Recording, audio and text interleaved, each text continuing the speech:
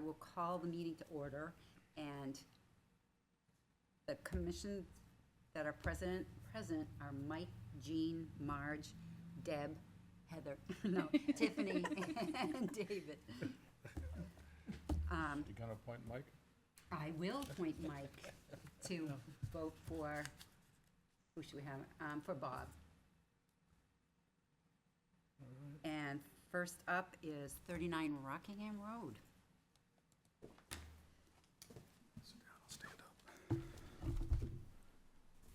Good evening. My name is Barry Geyer. I'm with Jones and Beach Engineers here for the applicant. The project we have for you tonight is 39 Rockingham Road. It's map 13, lot 65-1. My colleague was here to review the project with the commission back in January. We have taken the input from the commission and adjusted the plans accordingly. Tonight we are seeking the endorsement of our conditional use permit. If we can go to the existing conditions, this property is What page number? 2. This property is 1.267 acres in the C2 zone. Excuse me, in the C2 zone. It contains office building, a garage. It has a couple of trailers, dumpster, paved parking, in addition to gravel parking / storage area. Corner of the garage, you can see the outline of the existing additions or the buffer in yellow. A corner of the garage, the dumpster, a couple storage trailers, and a lot of the gravel parking are currently located within the wetland buffer. The gravel parking actually comes to within 3 feet of the wetland buffer. So the existing impervious in the buffer is 3,955 square feet. Now, if you can go to the next sheet. The intent of the project is to construct a 6,250 square foot building that'll be used as contractor storage and offices. It includes proposed parking, drives, and utilities. We have moved everything as far away as we could from the wetlands, so we're no closer than 20.85 feet from the wetlands. We have reduced the impervious in the buffer to 2,440 square feet. There is no parking or buildings, dumpster. They're all located outside of the buffer. The only impervious in the buffer is for the drive to access the back parking areas. If you can go to C3. Part of the impacts within the buffer are for drainage features that include a rain garden and the swales to direct the stormwater to the rain garden. The drainage scheme is similar to the previously approved site plans for the site and located in approximately the same area that it was the intent of the previous site plans. The new design directs all the impervious to the rain garden. The revised design also includes the conservation signs located either along the buffer or along the edge of pavement. So the total buffer impact, we have no wetland impact. The total buffer impact is 8,610 square feet. Impervious within the buffer, as I said before, is 2,440 square feet, which represents a reduction of 1,515 square feet. And with that, I'll take any questions the board has. How are you going to prevent people from parking in that side that's accessing the back, but definitely in the buffer? We do have signs there for the conservation district. So those will go along the edge. We could put no parking signs up. If you have any other suggestions, would definitely entertain that. No parking printed on the pavement? Absolutely, not a problem. Just anything that would dissuade people from parking there?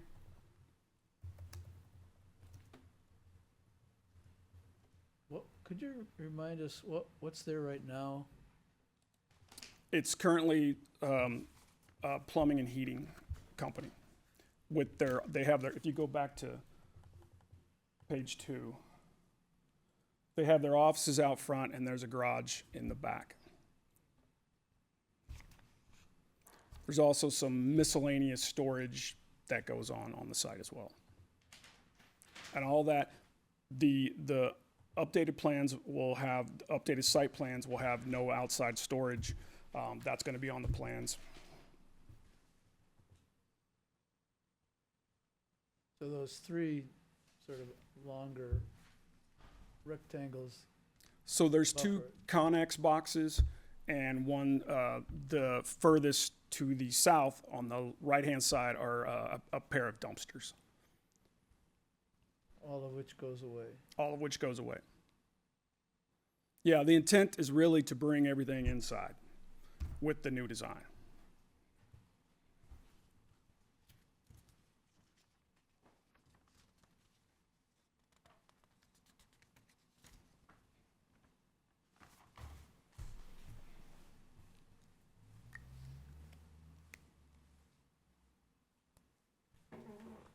So I guess the challenge for the commission here is to determine whether the improvements, I mean, clearly there's an improvement between the existing situation and what's proposed.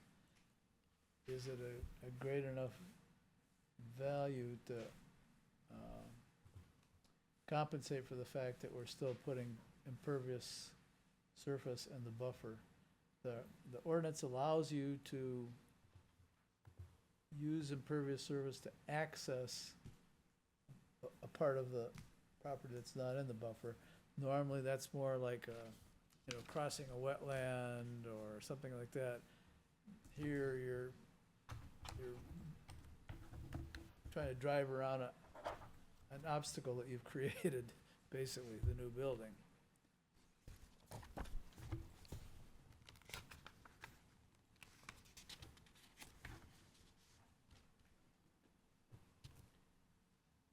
Could you go back to if everybody else is done with this one, back to the proposed configuration?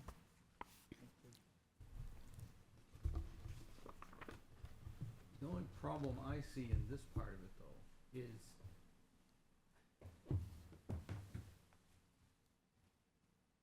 this grading up here is at the edge of the wetland. Every time I've tried to run a machine to move some soil, I'm not able to stop that shot.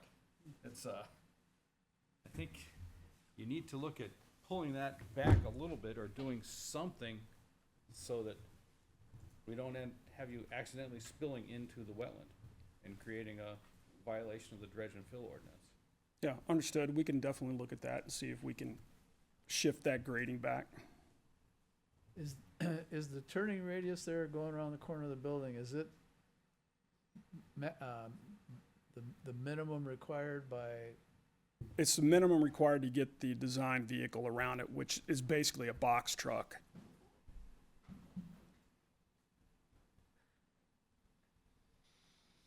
So those are the parking places on the lower right are for cars, for employees, et cetera? Correct. And the box trucks would be parking inside? Well, that's more for deliveries and stuff, the box trucks.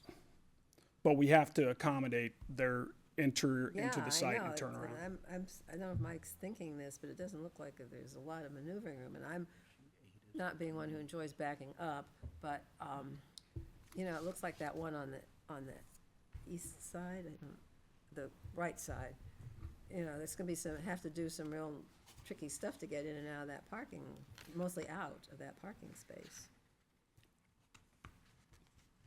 Does anybody else see that, or is it just Yeah. me? you definitely have to back into the buffer, Yeah. Well, it's paved, so. either going or coming, depending on how you choose to Yeah. park. I don't know. But that part of the buffer has already been paved, I mean, based on the plan, it's gonna be pavement. And like you said, these are more for employees. There isn't typically any outside people that come to the site to park. There's no storefront or anything like that.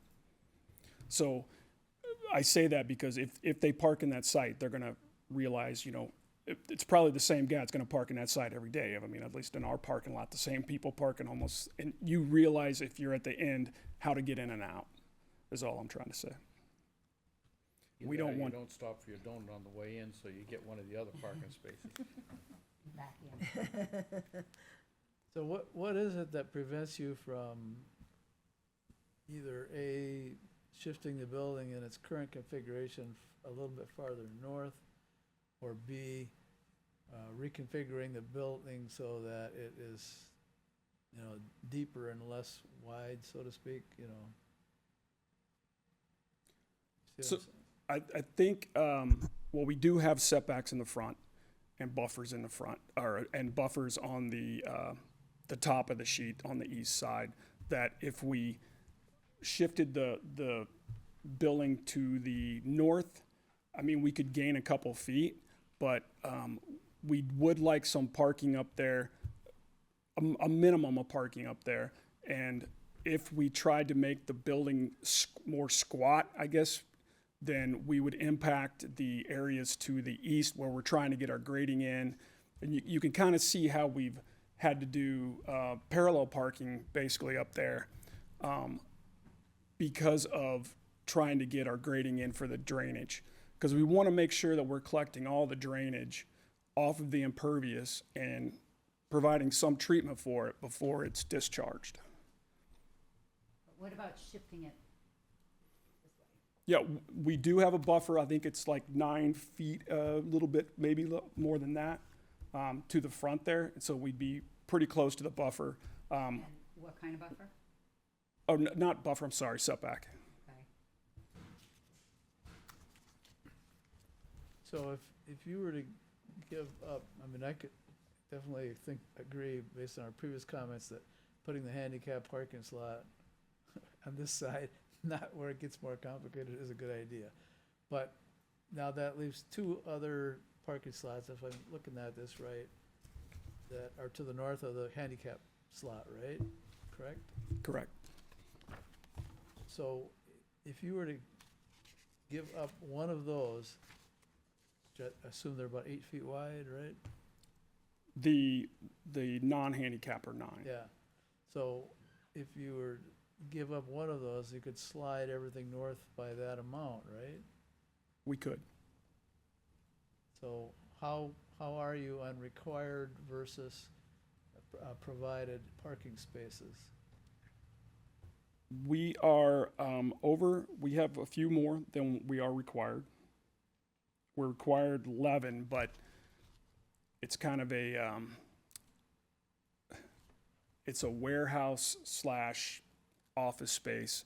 So 11's kind of on the low side that we anticipate, but so we were providing 14.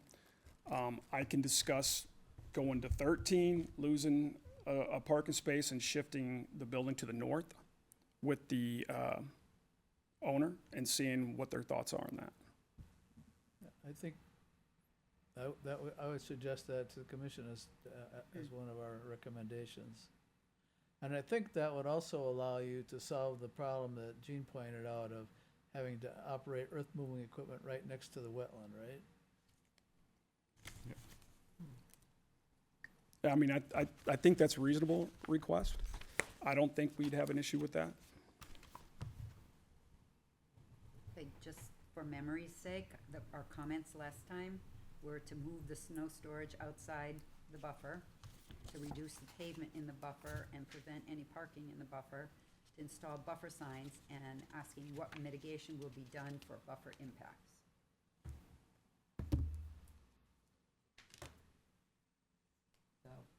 So we already talked about moving the parking out of the buffer. We talked about reducing the location of the pavement as to the buffer location, which we've done. We've included the parking signs, or not parking signs, sorry, the conservation signs. And C2 shows where the snow storage is, and that's all outside of the buffer as well now. Is there any restoration work that you can do on the property? Wetland restoration, something that's impacted now that? Well, there's no wetlands to be impacted, and as you can see, the buffer is going to be revegetated. So we're revegetating it with the swales for the stormwater and the rain garden, but we are revegetating it all. Won't you have to maintain those swales as, some kind of annual mowing or something? They're typically mowed, yep, maybe once or twice a year. Do you have the plants for the rain garden, or is that, I looked at the landscaping plan, it's not there, I didn't see that. What we typically use is it's called a wetland mix, bioretention mix. That's what we use in there. It's Are there any by flowers? Are there any wetland plant, sorry. flowers? Anything flowers, I or just grasses? can't respond to that. I don't know. I think they do have some, but I can't guarantee it.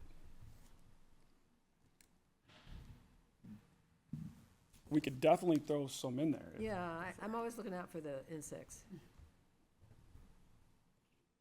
There may be, I've looked it up, but I honestly can't remember what's in the mix Yeah, it has a lot of stuff in it. since I looked at it for it. I should get that more in my head. So do you anticipate that structure being open water part of the year, or I'm sorry, say it again? the rain Oh. garden? Is it gonna be, No, it drains. There shouldn't be, I mean, right after a storm, yes. They're designed to be completely drained within 72 hours of a storm. Typically, they don't hold water longer than, 6 hours after a storm. But if it's a really wet spring and you get a really wet rain, then it will, hold water for a little bit. so is it discharging? That, Yeah, we have a gabion basket basically that it releases into the well? through. Yeah. And did we talk about salt in our last discussion? It's not in the comments. Yeah. So, I mean, what we're doing is basically, if we don't direct or recommend otherwise, putting salt in in the buffer, in the area of the impervious surface, which then will dissolve, go into the rain garden and subsequently into the wetland, right? Right. So would you be amenable to just going with sand in the wintertime? I believe that would be acceptable.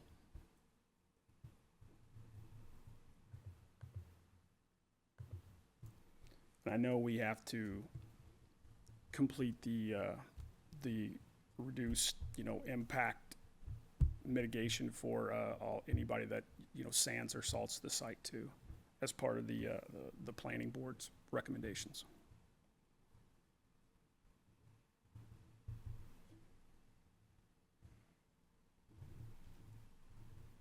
I hate to be too nitpicky, but if you go to page 10 of 13, yeah.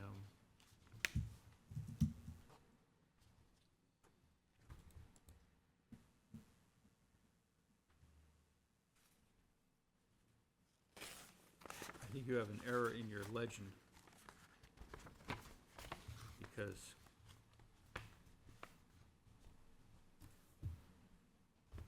down here it says the property line is the solid line with the X in it. And I think that's supposed to be the, That is incorrect. yeah. Thank you.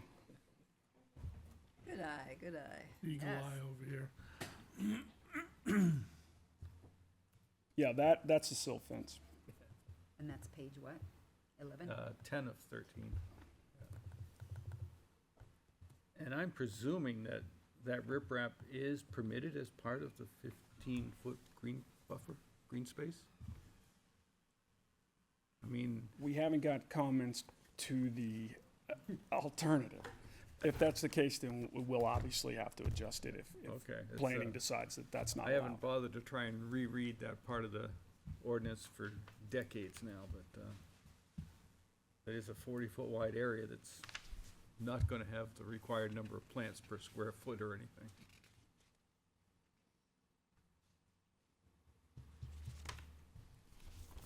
Okay, I have for comments, avoid using salt in the winter, consider moving the building toward the road to allow less impact in the buffer, correct the legend on page 10 of 13.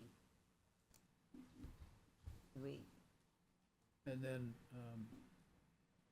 revise the swale to not approach, as closely into the wetland.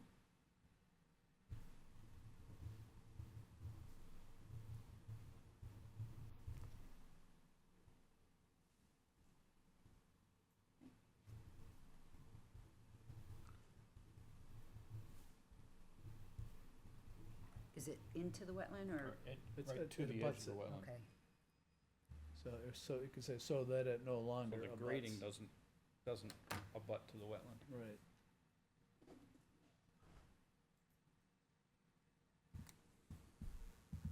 so if it was to remain farther from the wetland?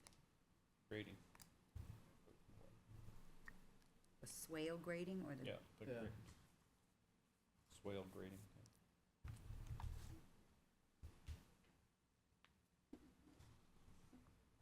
From the wetland or the buffer? The wetland. Smack in the middle of the buffer. Okay, And this is actually a conditional use permit application today, right? Yes, sir. do we, okay. We need to vote. Any other comments?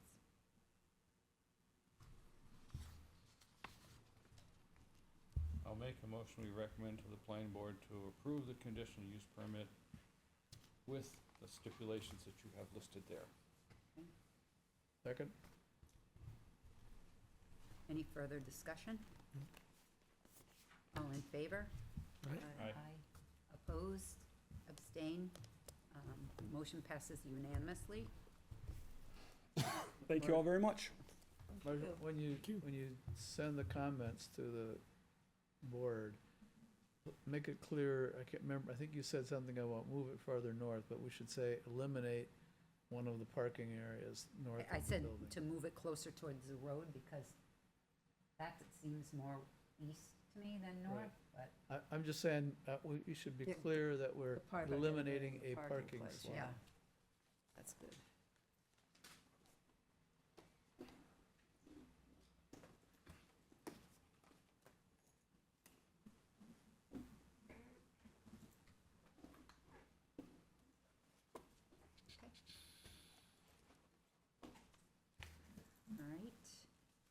All right. Nick, you're next.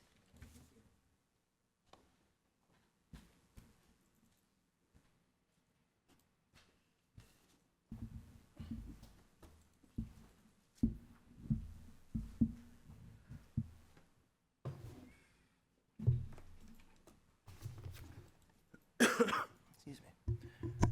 All right, good evening. My name is Nick Golan. I'm a licensed engineer and principal with the firm TF Moran, and here on behalf of the Village on Technology Hill project team. As part of our ongoing effort, as part of the PUD, to keep the Conservation Commission informed and provide updates on our conversations with New Hampshire Fish and Game, as well as to address a couple of the laundry list items that you gave us at your last meeting. One of the requests specifically was to better understand the buffers, the setback areas that are being impacted, and really what are the overall areas of that wetland setback that exist on this property. To that end, we've created the attached graphic. What this graphic shows is the lighter areas in green, the wetlands that are located on this project site. The more comes through as almost a neon green are the setback areas which will remain in their existing vegetative states, as in no impact. And the purple color represents the area where we will be impacting what would otherwise been considered that 50-foot setback if it wasn't for the revised regulations of the PUD. Just to give some overall areas, I know when we originally talked about the wetland impact that we have associated with this project, it's 950 square feet on an aggregate of approximately 245,000 square feet of wetland, which represents approximately 0.4%. We didn't do quite as good with the setback. There is approximately 501,000 square feet of wetland setback on this property. 66,000 square feet would be impacted. That's a resultant of approximately 13% of the overall number relative to this site. The vast majority of that impact, as would be expected, is in our area of our bridge crossing, because we're crossing the wetland on both sides, and that really ends up magnifying those setback impacts. So just relative to where that area is, coming off of Akira Way and heading south, we have our retail area to the left and our childcare area to the right. As you approach that center span, you can see that large area purple.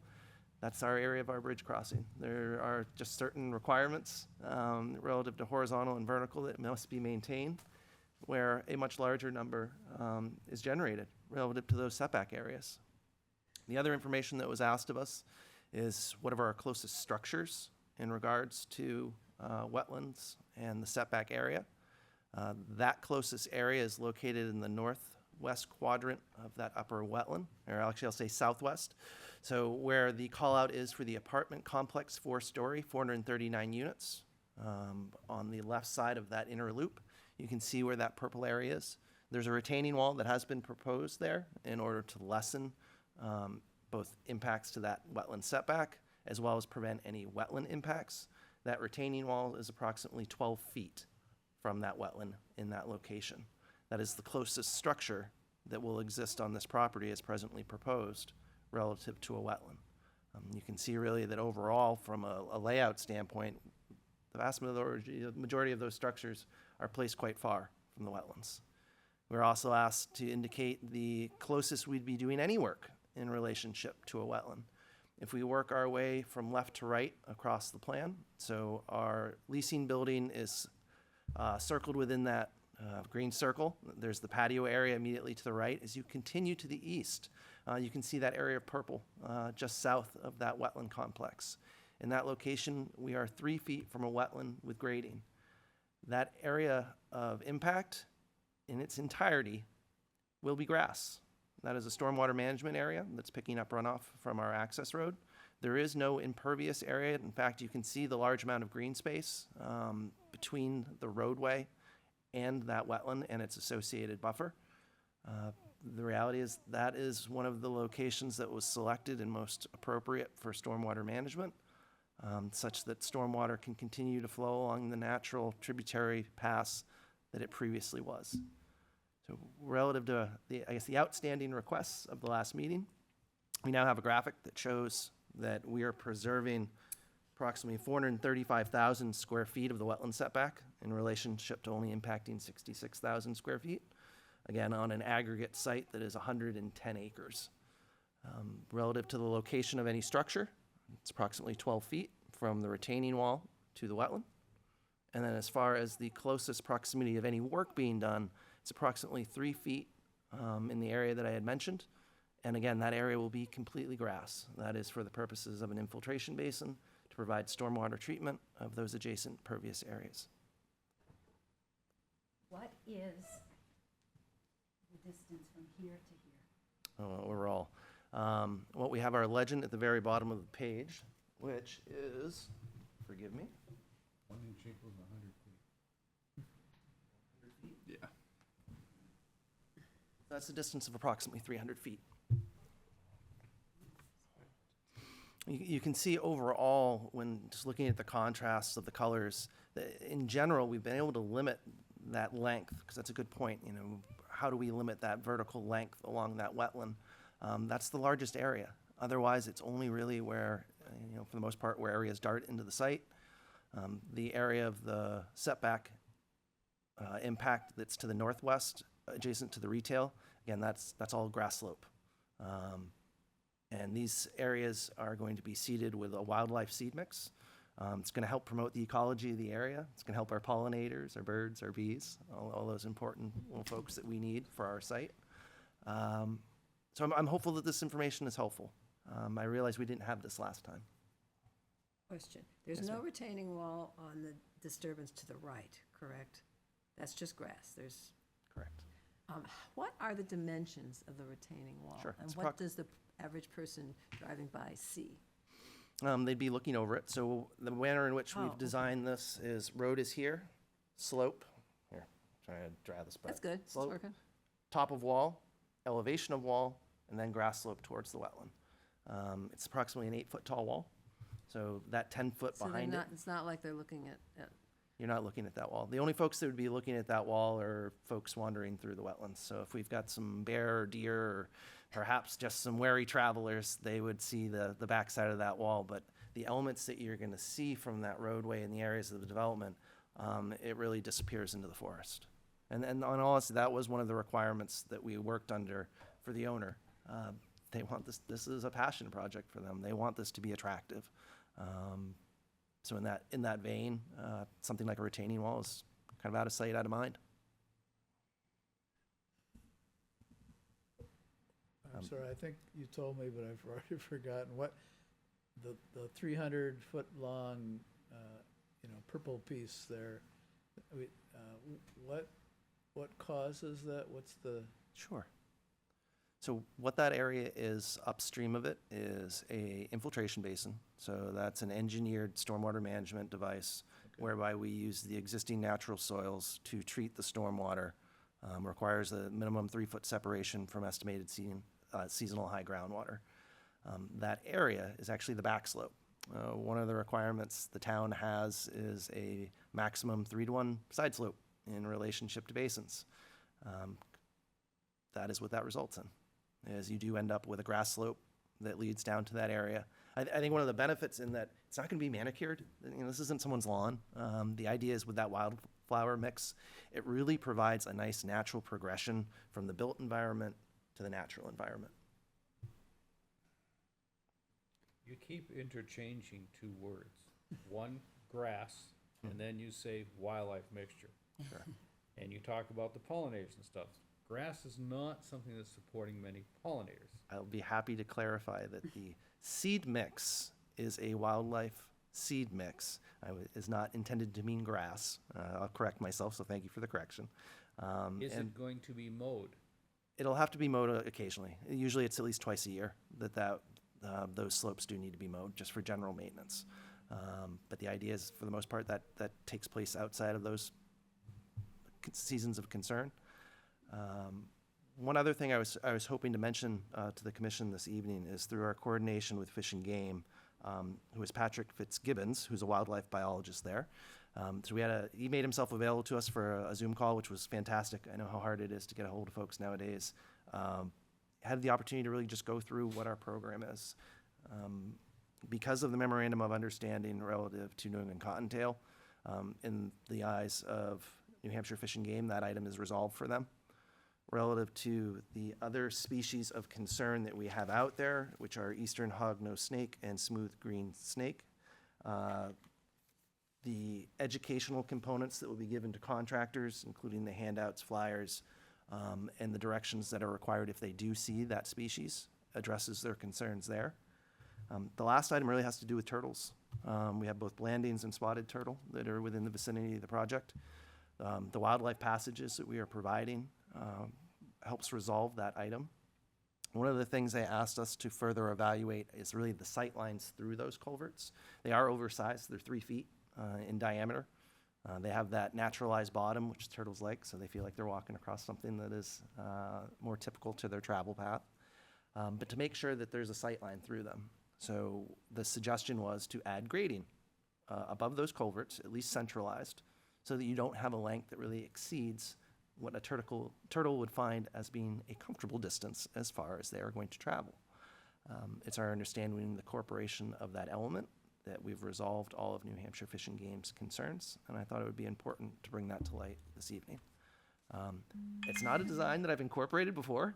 It was really neat to learn about, in all honesty, better understanding what those sight lines are for turtles. When I went to school as a civil engineer, didn't think that was necessarily something that I would bring to practice. But it shows the ways that we have the opportunity to learn and grow and apply these to projects to provide a betterment to our environment. So I reviewed it with the applicant. They're gung-ho for it. We reviewed it with our contractor. We think we have a detail as to how it would be constructed and are moving forward with that design. Am I correct that the south or southeast side of the retail building is that's not an entrance or anything, that's just kind of the back side of the building? That's correct. And what we have at that southeast corner of the building is really just the loading dock. That's the only element. The rest of that is all grass around the building from that area shown as pavement all the way around to the front of the building where the parking lot resides.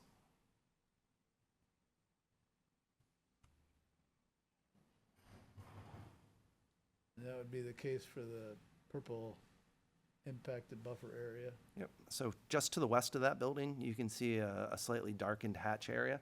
So similar to the area we previously discussed to the southeast, that's a stormwater management basin. So again, those side slopes are really what's driving those impacts to tie out to natural grade at a consistent slope. One of the benefits, though, of locating that stormwater management practice in that area is that's where Mother Nature's sending the stormwater now. You know, we look at the natural flow paths, it's currently draining to that wetland, so it allows us to maintain that continuity.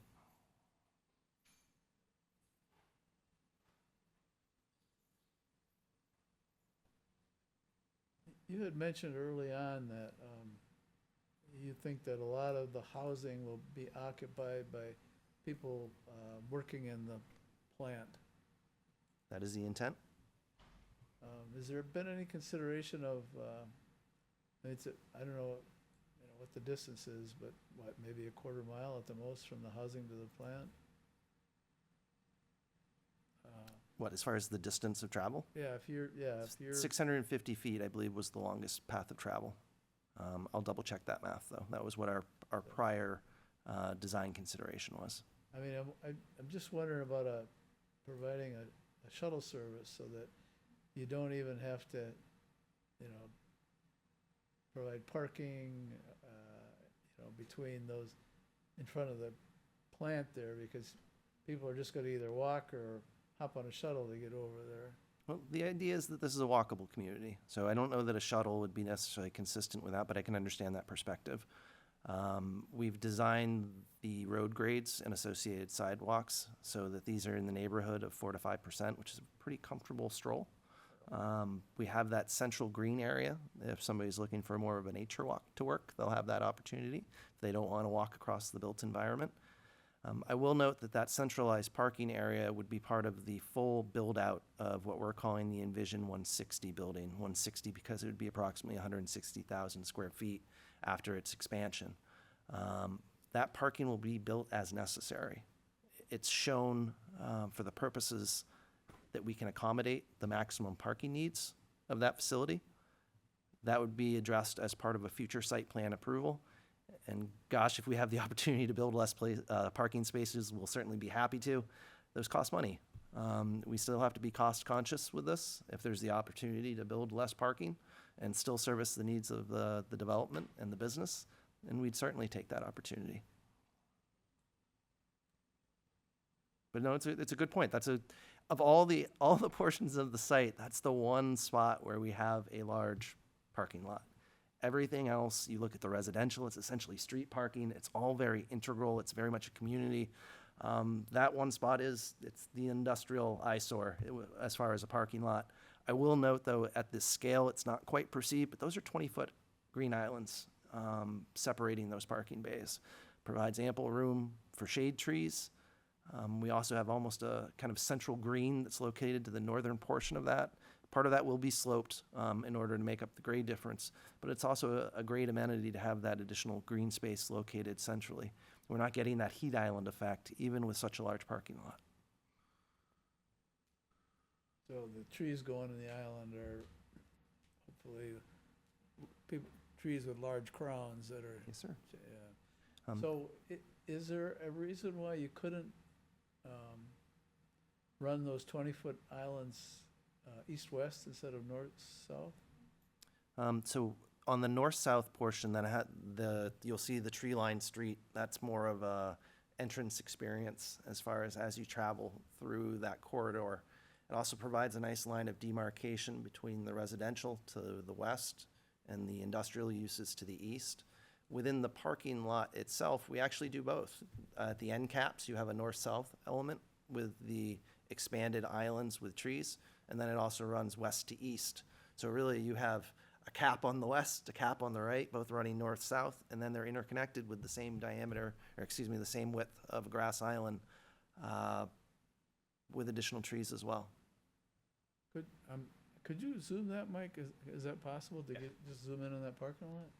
Right there. Got a little trouble. Thanks, sir. So you can see we have the end-capped islands. There's then, to the west, there's a perimeter island, providing separation between what's really more of the access, the north-south access for the site. We felt it pertinent to have some separation between what's going to be seen as a parking lot and more of an access road. So you see that there are trees there, there's a grass slope. That roadway does sit approximately 4 to 6 feet above the parking lot. So you really, as you're coming from the south to the north, you're really rising up in grade. And then coming back down as you start to approach those wetlands, so we can better mimic the natural topography.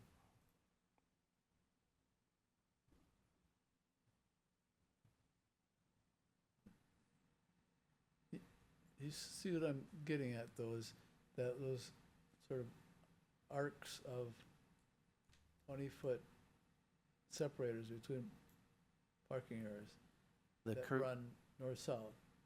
the curved linear nature of the parking was a request of the owner.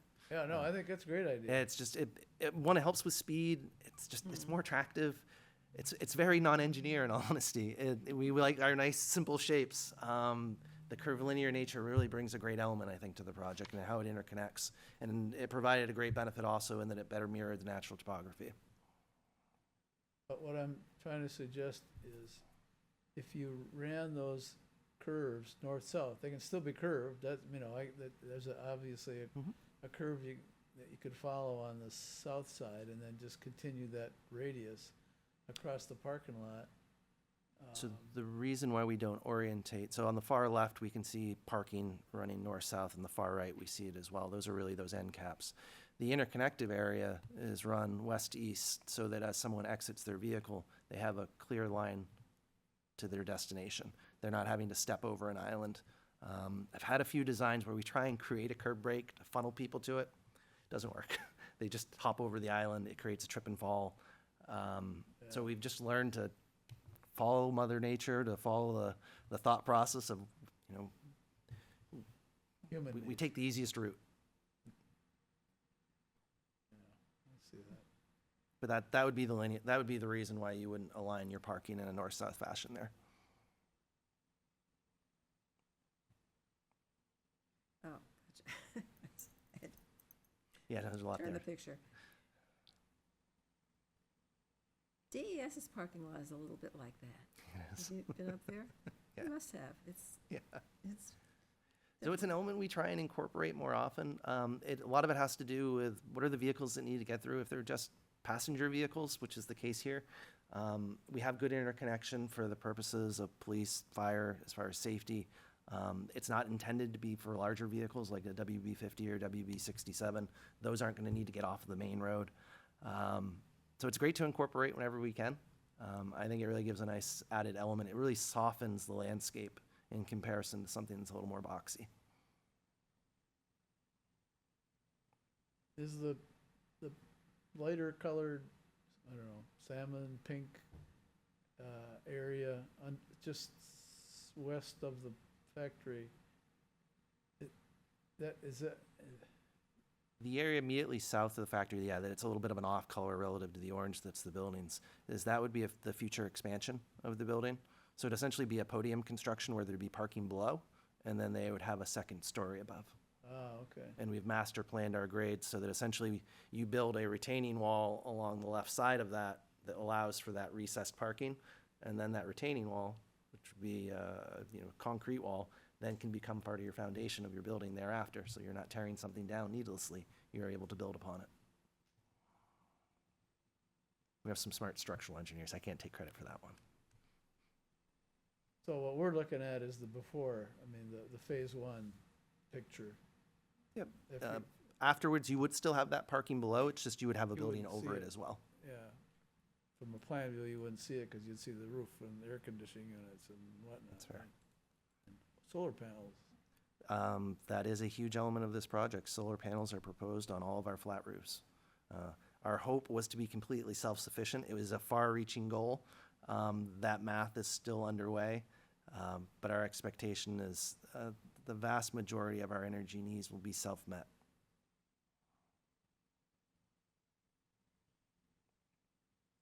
So when you're coming from the apartments, Mhm. you cross the parking lot, if you're on foot or you park there, now, there's still that green area you gotta get through to get up into the building, right? So there, as far as interconnecting from, say, that larger parking lot and the two-story manufacturing that's identified as 60,000, we have upgraded our plan, although it's not represented on this graphic, that there will be a sidewalk and/or walking path that connects those two areas. It's not well illustrated on this graphic. So it is truly all interconnected with either sidewalks or what I'm expecting will be more of walking paths. One of the things we found whenever we try and tell people where to walk in the woods, it's also usually pretty unsuccessful. So what we try and do is allow those areas to be virgin to start, and people find their way. And then as needed, we have the ability to improve those areas. So that way we don't build walking paths where they're not going to be used. Keep trying, though. We just, come on, just go this way. But we're trying to learn from some of those mistakes.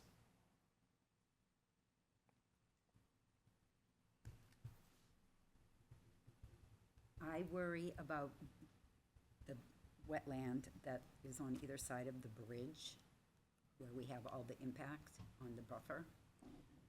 So the north side of that area. That big green, because those wetlands exist because of the surrounding woodlands.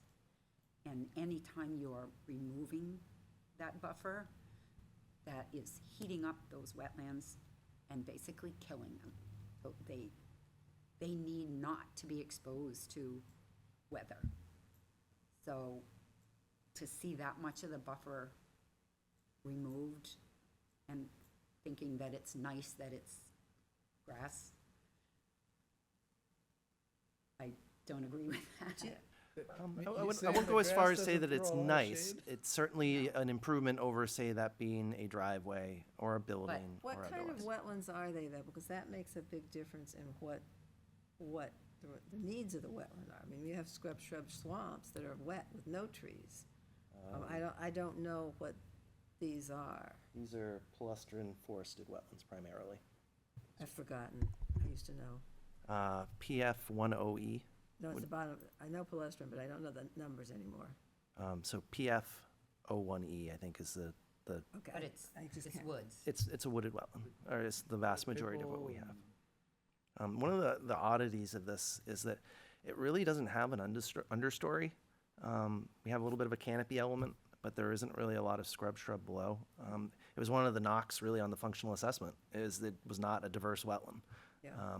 So that is obviously one of the elements that goes into deciding what goes where, is looking at those functional characteristics.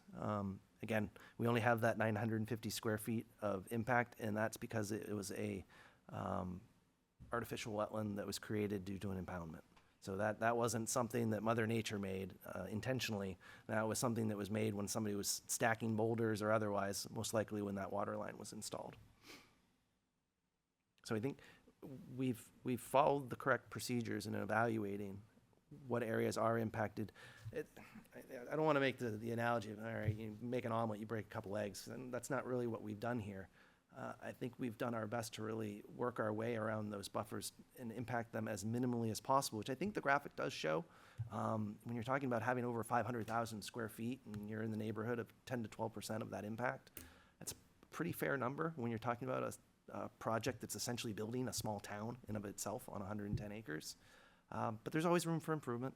We acknowledge that. So we'll reevaluate that slope specifically to the southerly side of the retail area. I'm not aware of the ability to make an improvement there, but it doesn't mean we can't further evaluate it. Perhaps there's some additional plantings that we could put there that would soften that and enhance that buffer to a greater extent.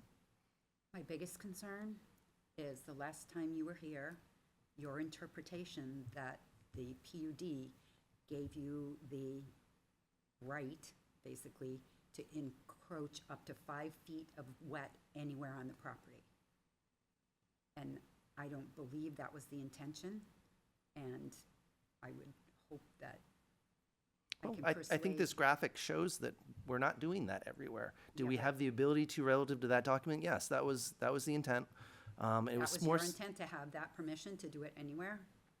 Because I can understand not having to do a full 50-foot. CUP every time you need to impact, but to at least allow some sort of comment from planning and conservation. And I believe that was in the, That's why I'm here, Marge. I That- know, but and I apologize for interrupting. years from now, when we're looking to improve up here and you're not here, and somebody hope says, I am. oh, but we can do this, I just think it's What you have- bad planning. And I will counter that with, I apologize in that I disagree with that assessment in that the intent of this development was to keep those unfragmented blocks, to keep those large areas whole, which it does accomplish. There's a trade-off. And it's either enhanced buffers or it's keeping these large tracts of land unimpacted, which we are accomplishing. I agree with you. It'd be great to have both. We weren't able to fit a development of this magnitude in this area and accomplish both. I wish we were able to. Is there a way to say, that's it, as far as the impacts to the buffer, we're done? This is what's proposed as of where we at with our site plans. The Envision 160 as well as the On Point and Envision 60K buildings are not fully built out.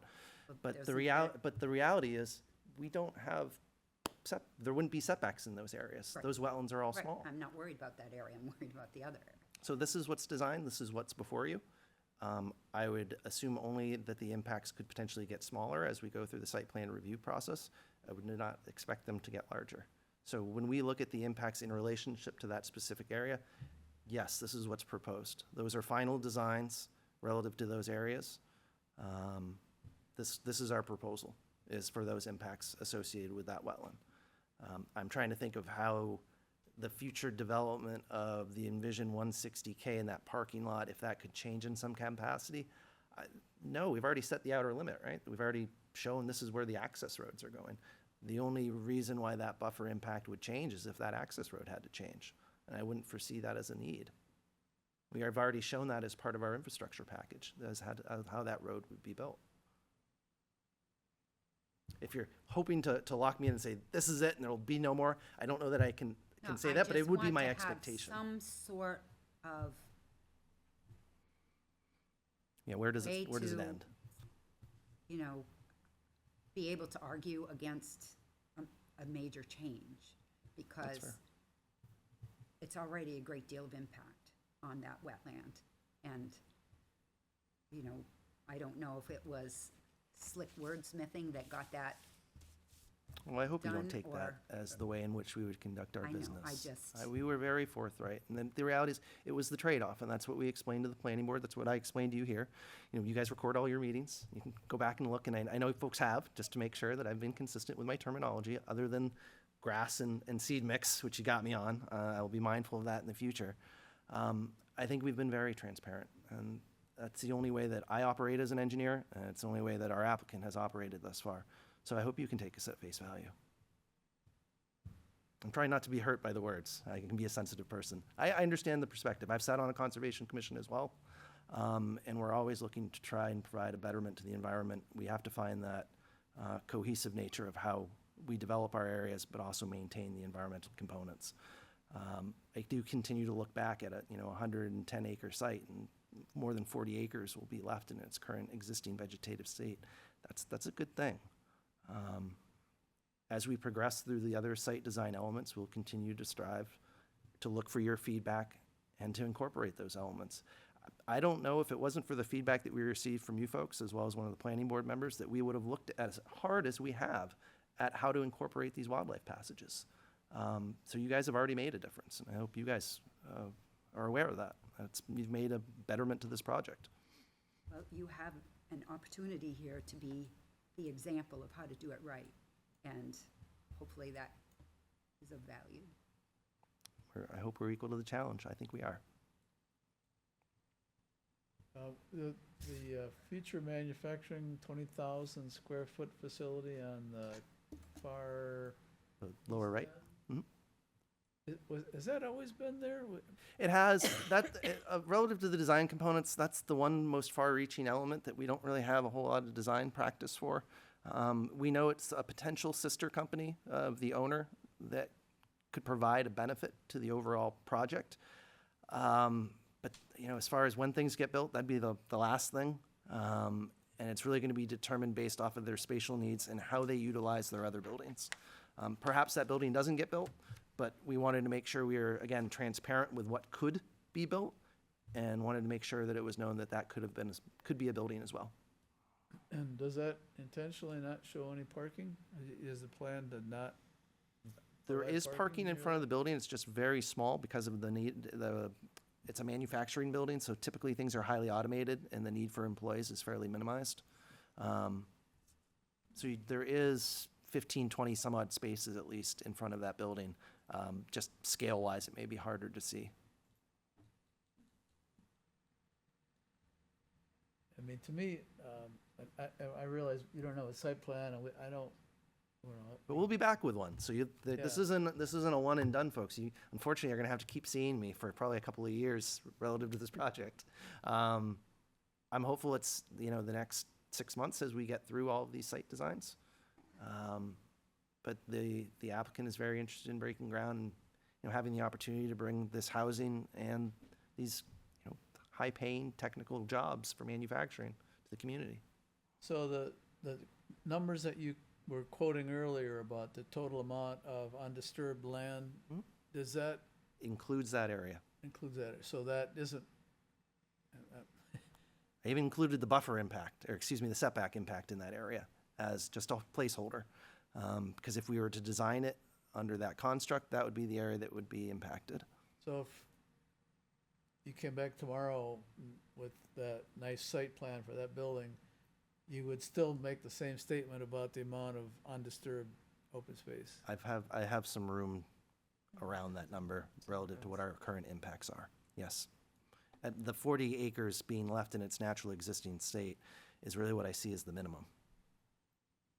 I believe we have much more than that right now. But I wanted to be realistic, understanding that designs will change as we move forward with those elements. But 40 is really the floor. I hope it's more.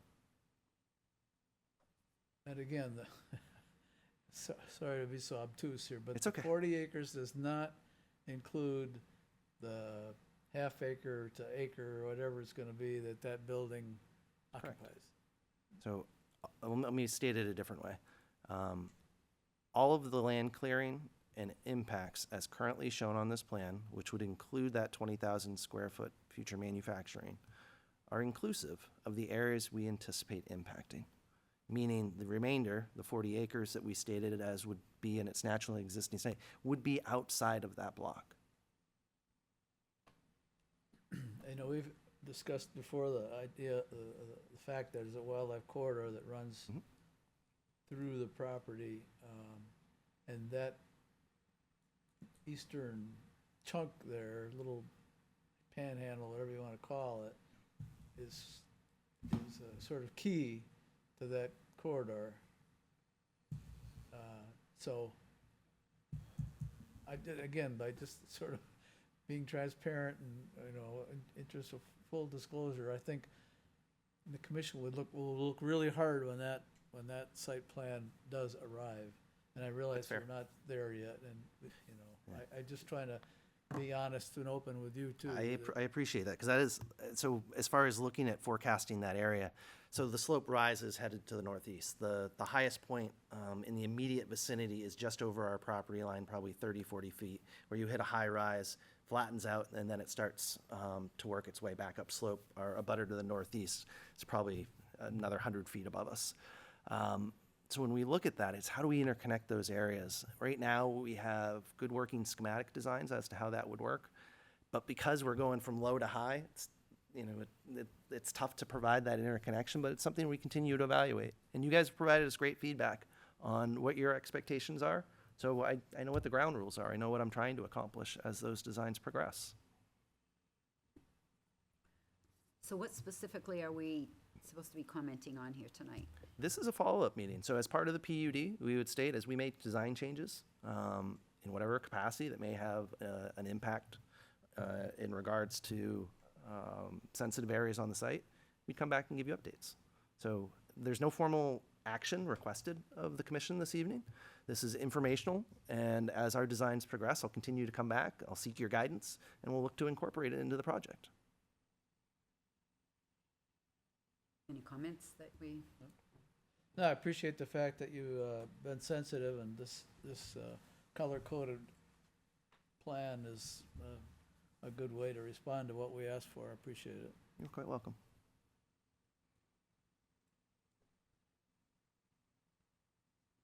to I'll con- second With that, that. I'll get out of your hair, I guess, Yeah, and let you guys although enjoy the. just to continue to look at ways possible to reduce that impact to the wetland And buffers. if you want to channel suggestions, obviously through your chair, by all means, like, we're receptive. We're always looking to be innovative in our designs. I had not thought of adding grading within our roadways to provide better light passage for sight of lines for turtles. So, we're always learning. That's one of the fun things I have as being an engineer, is there's always some new emerging technology, or somebody's learned something new and gives us the opportunity to incorporate it into our designs. So thank you for your guys' feedback. Awesome. Thanks. Okay.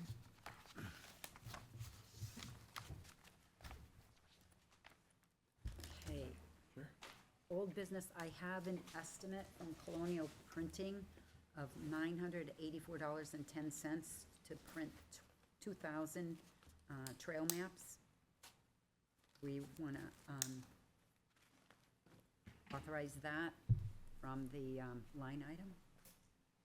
Now, I can't remember how much we have in there after we spent the last round.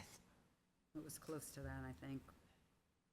We might Well, go, when is the bill gonna be charged? Because it's gonna be the first of the next fiscal year, what, very soon. right, but if we Yeah, approve yeah, it now, sure. doesn't it go on this year? Should. Yeah, can't you prepay it if you just talk to the vendor? And Yeah, we could. Yeah. I'm sure. yeah, I'll move that we allocate up to $1,000 out of the line item budget, and to the extent that there's not sufficient funds in there to take the balance out of the conservation fund.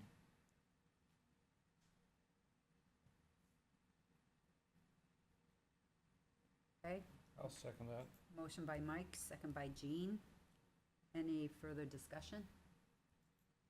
All in favor? Hi. Aye. Opposed? Abstained?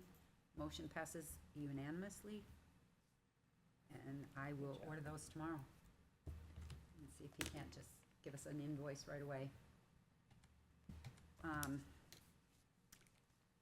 Couple meetings ago, I don't think it was the last meeting, maybe the meeting before, we had discussed adding public comment to our meetings, and staff has sent a recommendation that we shouldn't really do that unless it's in our procedures and procedures and policies. And I was a little hung up because I couldn't find the procedures and policies, but that's because my file was called bylaws, so I thought there was two separate things, but it is just procedures and policies. The thing that I can't find is, and the implication was, that we never voted to officially approve these procedures. Because it was probably 40 years ago. No, it was No. April of 2019, to be exact. So regarding having public comment in our meeting, the only paragraph in this whole procedure that refers to meetings, it refers to meeting schedule. It says the commission shall meet regularly twice a month or more often as depending on the workload. After the election of officers, the commission shall decide on a place and time for regular meetings and publicize that information in the, in the something. Let me see. In the commission section of the Town of Londonderry website, any change during the year likewise shall be publicized. Then it goes on to meeting minutes, review and release of non-public. I am not clear on, do we need to specifically have an agenda policy? If so, I am proposing or throwing out for discussion to just say, meeting agenda shall be at the discretion of the chair. I don't know if we have to get specific and detailed. It would Well- seem not a prudent thing to do, because then every time we want to change our, we have to rewrite our procedures. Except that, if I understand right, what got us into this was public comment, right? I mean, Correct, and I remember having a discussion about public comment a year and a half ago, and somewhere in something, it said that it was at the discretion of the chair, so we kind of just said, okay, we're fine, we're good. And then we didn't really add the public comment, we just said that I could call on anybody, anytime that somebody wanted to speak. And it was mentioned to me that people in the public don't see public comment on our agenda, so they don't come to the meeting and try and speak because they think they can't. right, right. So to have it on the agenda would perhaps spur more input. Yeah, I mean, I don't see us falling into a trap if we add that part into the procedures. In other words, you know, certainly maintain your freedom to structure the agenda however you want. But if we just include in our procedures, the statement that public comment will be invited at the beginning and end of each meeting, and then, Would you say will or can? I would say will. Okay. I mean, that's in line with, the town's effort to try to be as transparent as possible. I agree with that.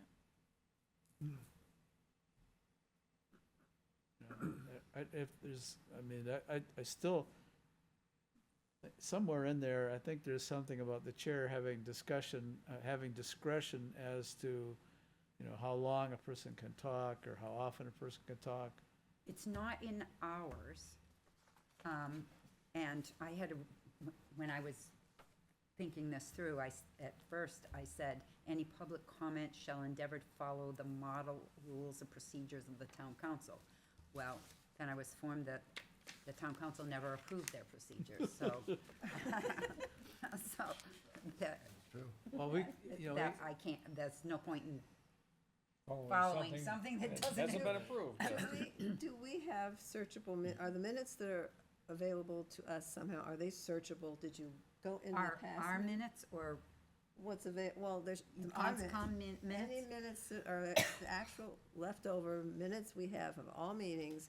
I mean, Jay used to be able to go into the minutes, and you gave her a concept, and it would come right out of the minutes. And I at the don't know time how you, she did that. yeah, it's word search. Do you know?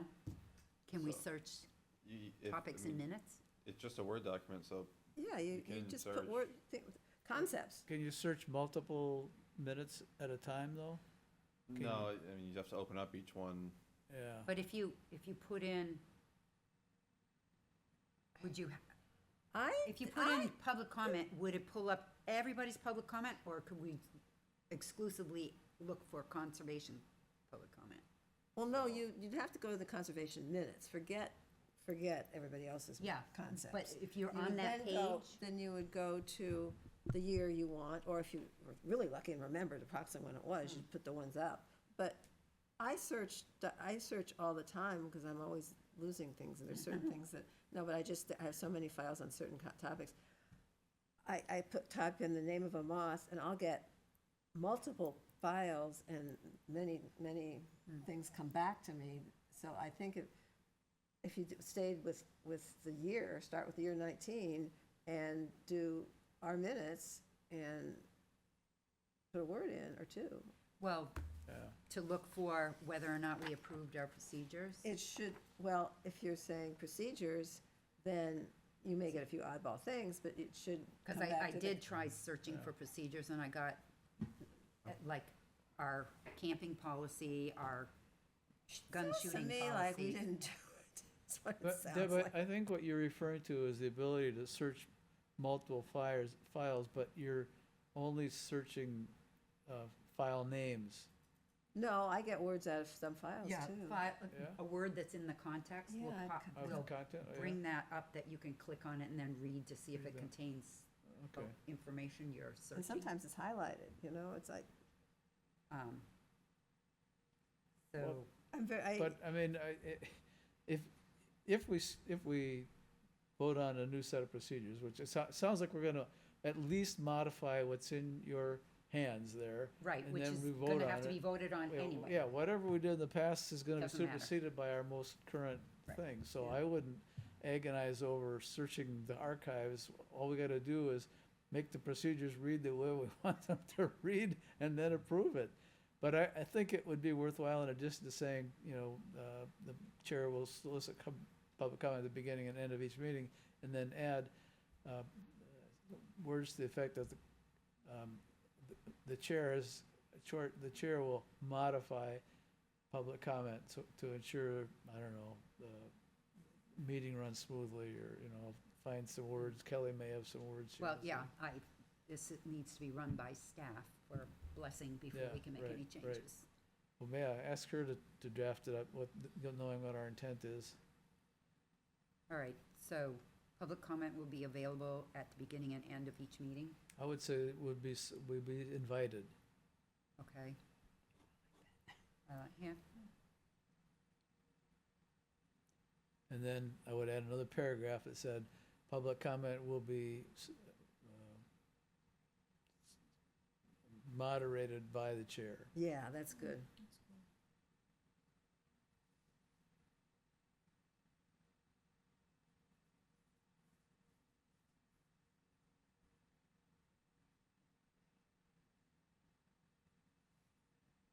So then, does that mean what would we choose to put on our agenda?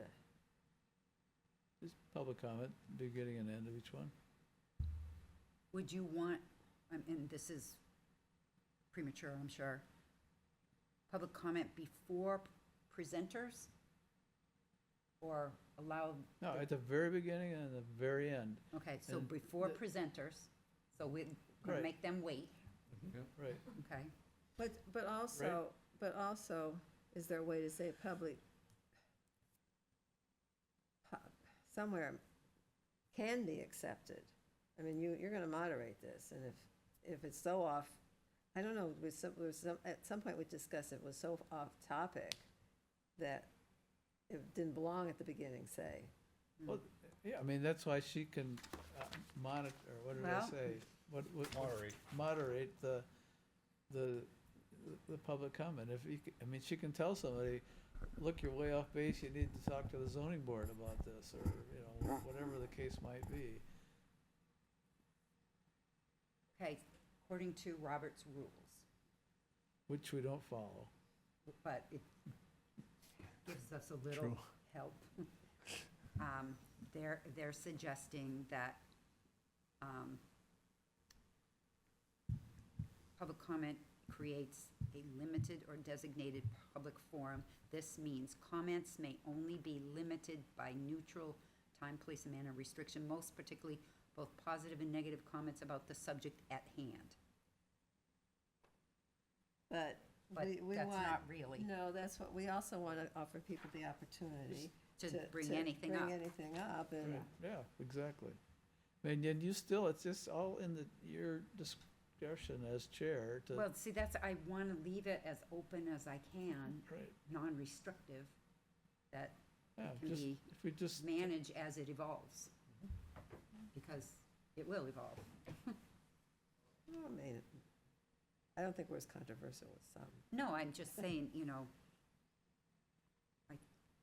as I mean, people, nothing that we're talking about prevents you, like, somebody listens to the technology park thing and has an important thing to say and raises the hand, and says, will you take up Right. my comment? And you say, yes, please right, which is share with us.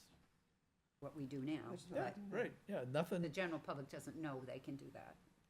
right, but they still have that, now they will know, if they look at the agenda, that they have the chance to speak Mhm. at the beginning and the end.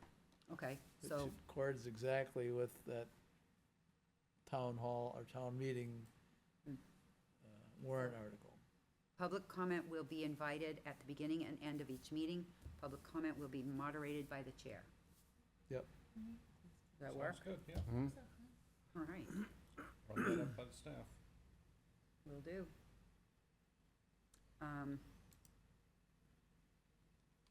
We had a request from Sugar Plum, they want to manage some trees that are falling and some invasives in their buffer.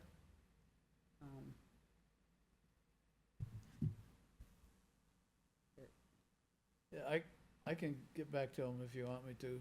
All right, do you know who that is? Yeah, I Okay. know him. He actually talked to me about it. Oh, Showed me the tree that he's worried about, which is gonna fall in the brook, not on his house, but, you know. I'm just gonna explain to him what the ordinance provides, and then he can, you know, decide what's appropriate. I mean, he's, you know, a person of goodwill, he's not gonna, yeah. Yeah, and I just hope he doesn't think that we're supposed to do that, oh, no, yeah, no, well, make because that- it's Sugar Plum's property, right, it's not ours. right. Yeah. Yeah, there's a common misconception, which I haven't worked very hard to dispel, that our buffer is a conservation area. But, Yeah, that's what he calls yeah, it. that's what he thinks Yeah. it is. And it's not, it's just the buffer. It's not a wetland buffer, it's just a buffer. It's a stream buffer. Okay. Right. I don't really have anything else, I don't think. I can give you one update on the slow-moving process of installing our dock. It's gonna get put in Christmas time, right? Yeah, right. I had a conversation, you know, there was this disagreement apparently between the structures guy at DES and the vendor. And so I had a phone conversation with him, and he explained that what they do, if, for people that don't want to pull it out in the winter, is they pull the poles out, and then they tether the dock itself so that it can't go anyplace. So and that was, it accords with what the guy at DES said. The problem is that the ice can bang the poles up. Mm. So you get poles out of there, and then you just have this floating thing that's left that's tethered, you know, to something solid at the shore, and then it just can float Okay. up above the ice. So at least and he said there are towns that are doing that. Okay. So but then the rest of the story is, I asked him, okay, next thing I want to know is, how much does that cost? Well, and the warranty thing too. Oh, I get to that. Okay. So, but he never got back to me on the cost, so I'm still waiting on that. Hmm. The warranty, it does not provide for ice damage. So if we, you know, left it in and it was damaged, it'd be on us. So that's not a solution. But by doing this, letting it float over, you know, over the course of winter and not float away, supposedly. Even if it did, you can see where it went. Not going past the beaver dam, right. Dragging it back, swimming across the, Yeah. So I'm waiting to hear from him, and then we can get more specific on what, and, you know, we may be able to, you know, do it in-house if it's fairly straightforward. Yeah. Well, I just need to get the details. Cool. Anything else? yeah, I'm in the minutes. Oh. Line 32. Oh, we're gonna do minutes now. Oh, well, no, I thought that was it. Oh, I'm no, I sorry. just was still doing, I'm sorry, I'm rushing things. Please finish with the old business. do you have any old business or new business? No, shut my mouth. Okay. Sorry about that. Anybody? No? Yes?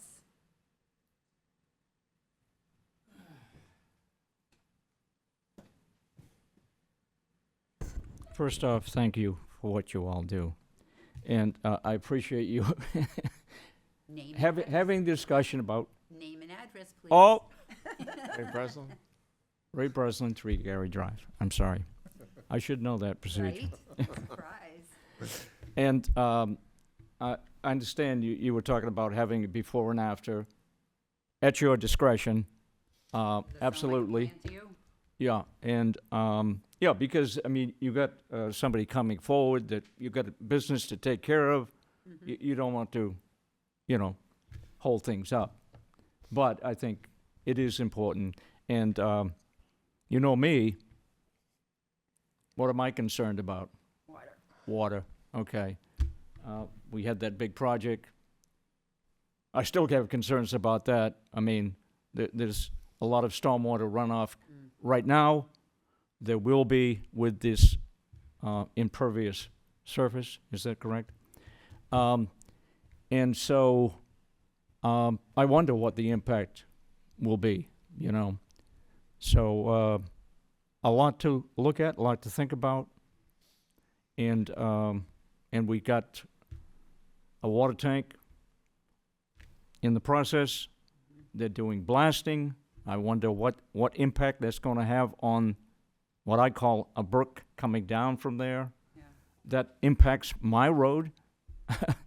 In the springtime, we got rivers running down the road with a lot of soil washed away. And so all of this that you folks are dealing with, all of this development, I mean, we really got to think about, we are now looking at the master plan, finally, which is going to be a year and a half. Who's going to be involved with it? I put in for it personally. And so I think everybody, Mike, you know, everybody needs to have some input. You know, let's let the staff and the boards and so forth, but I think there needs to be public input too. They're talking about having 2. I think that maybe there should be more. So that's all I got to say. Thank you. Thank you. Anyone else have a comment? Okay, then we are up to the minutes now. Line 32, I did not recommend that the plant on the list be planted in a wet location.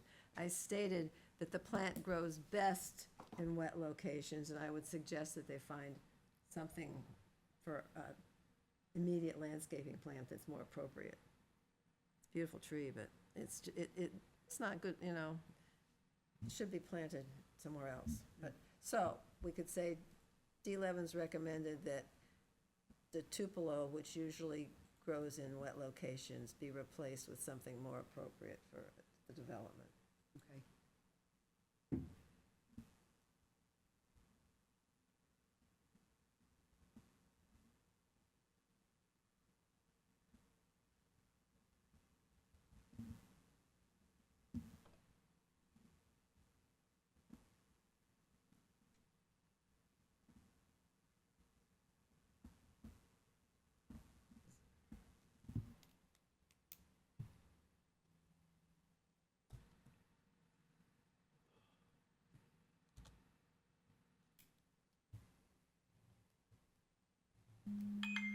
It makes me jump every time.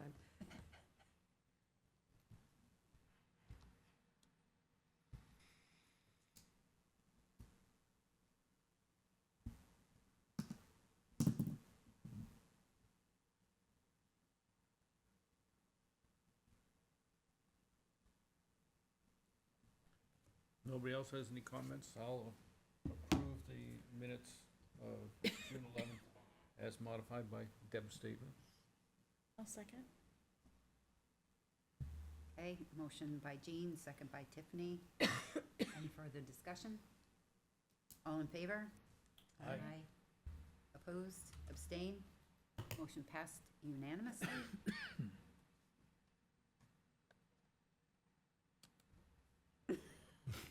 I'll move we adjourn. Okay, We do miss Mike. motion by Jean, second by David. All in favor? Aye. Meeting adjourned.